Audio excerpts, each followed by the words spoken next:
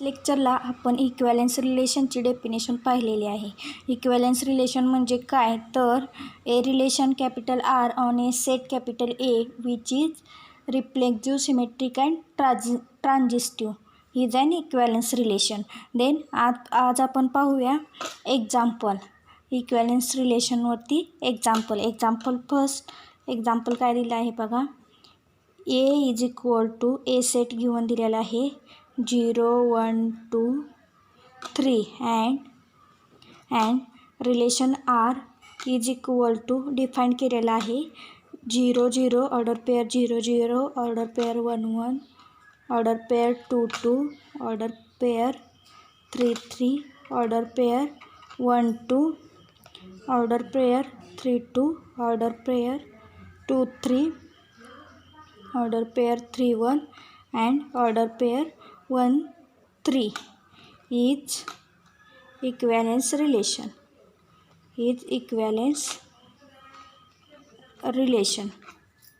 हे एक्झाम्पल दिलेलं आहे ते काय करायचं आहे आपल्याला, इक्वॅलन्स रिलेशन आहे का चेक करायचं आहे. फर्स्ट आपण जे दिलेलं आहे ते घेऊयात. सोल्युशन गिवन काय दिलेलं आहे, सेट ए काय दिलं आहे तुम्हाला 0 1 2 अँड 3 अँड रिलेशन काय डिफाईन केलेलं आहे, R is equal to relation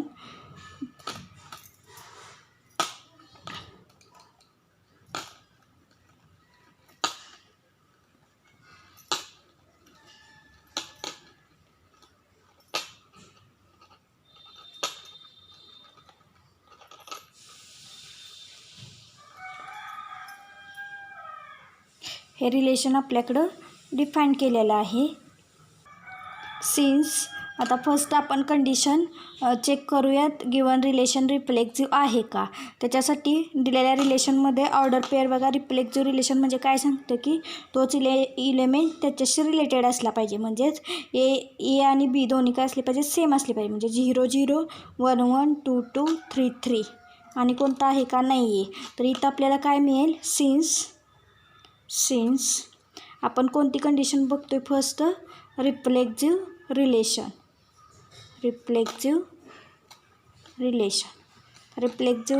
बघूया आहे का. Therefore order pair 0 0 1 1 order pair 2 2 order pair 3 3 belongs to कुठून आल्यात, आरमधून. दॅट इज काय झाले, रिफ्लेक्सिव्ह रिलेशनची कंडिशन सॅटिस्फाय झाली. Order pair A belongs to R आणि ऑल ए कुठून आले, all A belongs to capital एमधून आले. All A belongs to capital A. Now next condition पाहूयात आपण, सिमेट्रिक रिलेशन. तो आपण R is symmetric रिलेशनसाठी order pair consider करूयात. सिमेट्रिक रिलेशन काय सांगतं, a B belongs to R असेल तर काय असलं पाहिजे, b a belongs to R असलं पाहिजे.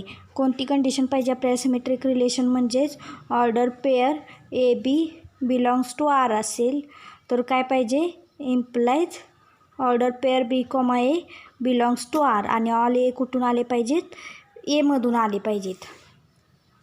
देन मग आपण गिवन रिलेशनमध्ये ऑर्डर पेअर चेक करूयात. Order pair 1 2 belongs to R. हेच ऑर्डर पेअर 2 1 आहे का आरमध्ये, तर आहे. Next order pair 3 2 belongs to R, तर ऑर्डर पेअर 2 3 आहे का गिवन रिलेशनमध्ये, तर आहे. Next point order pair 3 1 belongs to R implies 1 3 order pair 1 3 belongs to R. इथं काय झालेलं आहे, आपल्याला गिवन रिलेशन इज सिमेट्रिक मिळालेलं आहे. नेक्स्ट पाहूयात आपण, देअरफॉर आर इज ट्रान्झिस्टिव्ह.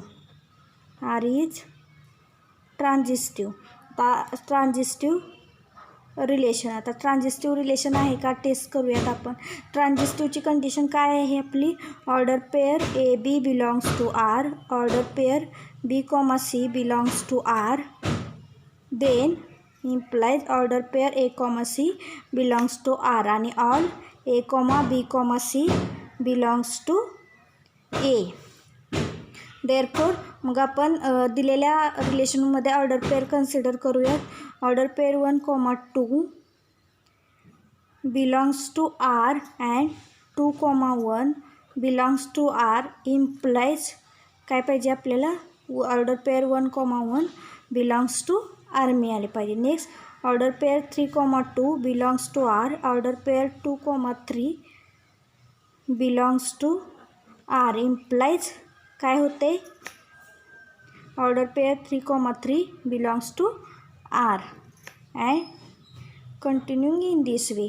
जे आपण प्रत्येक ज्या ऑर्डर पेअर दिलेल्या रिलेशनमध्ये आहे त्याच्यावरून दाखवतो आहे. Hence given relation is and equivalence relation.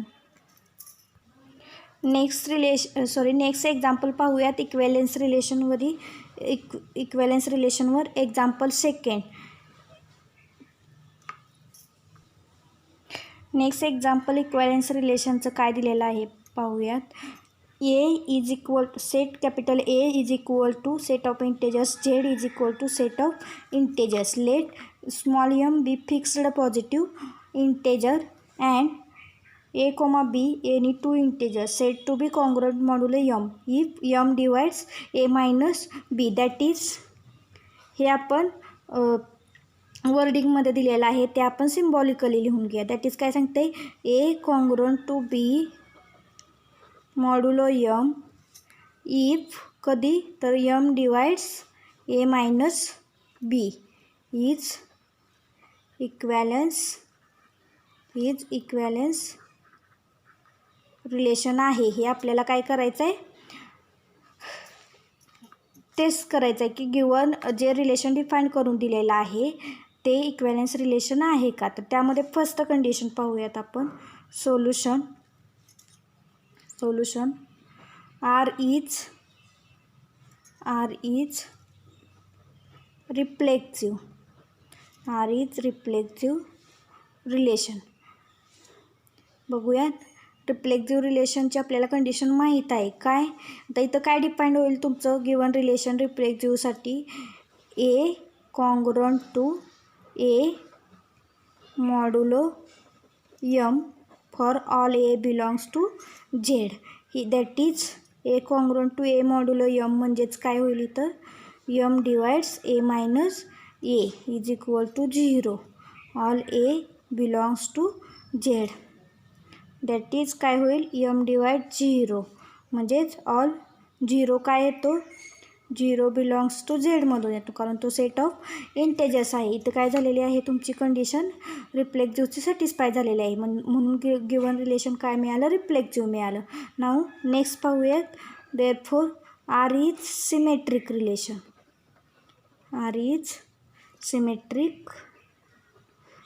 Symmetric रिलेशनसाठी काय कंडिशन असेल इफ जर तुमच्याकडं A congruent to by definition of relation म्हणजे इथं जे डिफाईन केलेलं आहे त्याच्यावरून A congruent to B modulo m असेल तर तुम्हाला काय मिळायला पाहिजे B congruent to A modulo m मिळायला पाहिजे. मग आपल्याला जे दिलेलं आहे ते घेतलं आपण. If A congruent to B modulo m first condition consider केली तर याच्यावरून दॅट इज हे म्हणजेच काय आहे हे आपलं m divides A minus B आहे. म्हणजेच हेच आपण कसं लिहू शकतो m डिवाइड्स मायनस कॉमन घेतला A मायनस B एम्प्लाइज हेच काय होईल तुम्हाला काय मिळेल m divides B minus A मिळेल. कारण इथं काय होतं आपले सेट ऑफ इंटेजर्स आपण कन्सिडर करतो आहे म्हणून इथं मायनस साईन घेतलेला आहे.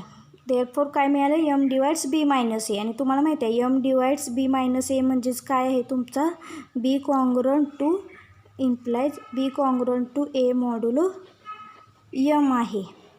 आणि all A, B belongs to कुठून येत आहेत Z मधून येत आहेत. इथं काय झालं आपल्याला A congruent to B modulo m होता. याच्यावरून सिमेट्रिक रिलेशनमध्ये काय कंडिशन पाहिजे होती B congruent to A modulo m पाहिजे होता. मिळाला का B congruent to A modulo m मिळालेले आहे. इथं काय झालं सिमेट्रिकची कंडिशन सॅटिस्फाय झाली. नेक्स्ट पाहूयात. Therefore R is next condition R is transitive relation. आता बिकॉज काय असेल आता ट्रान्झिस्टिव्हसाठी कंडिशन काय असेल, if A congruent to B modulo M and B congruent to C modulo M असेल तर इथं तुम्हाला काय मिळायला पाहिजे, ए congruent to C modulo m मिळायला पाहिजे.